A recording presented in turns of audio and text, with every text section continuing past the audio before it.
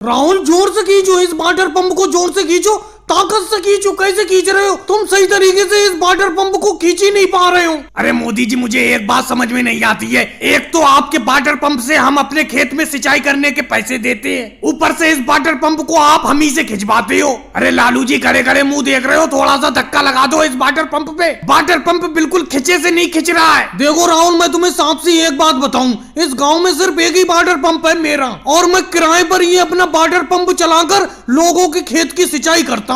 अब जिसको अपने खेत की सिंचाई करवाना है तो उसी को इस वाटर पंप को खींच कर ले जाना पड़ता है। मैं पीछे से धक्का लगाता हूँ। ये बताओ, इस वाटर पंप को अकेले मैं खींच कर थोड़ी ले जाऊंगा तुम्हारे खेत पर। जल्दी से इस वाटर पंप को खींचकर अपने खेत पर ले चलो। तुम्हारे खेत की सिंचाई करने के बाद मुझे लालू जी और बाबा रामदेव जी की खेत की सिंचाई करना है। जल्दी खींचो इस वाटर पंप को। अरे मोदी जी, कम से कम अच्छी तरीके से धक्का तो लगाओ। मेरा बेटा अकेले ही खींच रहा है पूरी ताकत से, उससे खींच ही नहीं पा रहा है ये वाटर पंप। आप धक्का तो लगाओ सही से। सोनिया जी, जितना मुझे धक्का लगाने का है मैं उतना धक्का लगा रहा हूँ। अभी सिंचाई का आपका नंबर है। अगर आप सिंचाई नहीं करवाना चाहती हो तो इस वाटर पंप को छोड़ दो।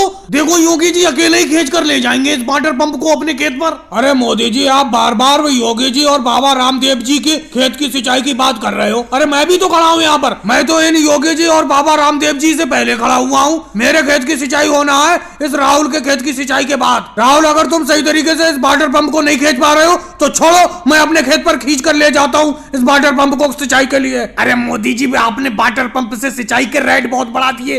रेट तो कम करो।